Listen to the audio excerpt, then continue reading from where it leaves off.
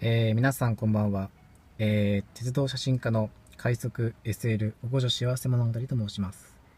現在、2015年9月10日の、午後8時を回る頃なんですが、本日はですね、台風18号の影響によりまして、JR 会津若松駅発着の、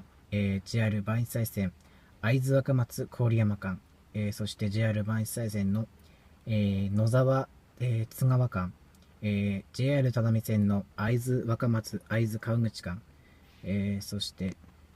会津鉄道線がね、西若松会津高原尾瀬口間で、一部運休ということだったんですけど、会津鉄道の方は、本日の午後あたりに復旧したということなんですが、JR 只見線と JR 磐越西線の区間が本日は、終日運休ということになりましたので、本日会津若松駅の方に、取材を、させていただくことにもありました。今のね台風18号の、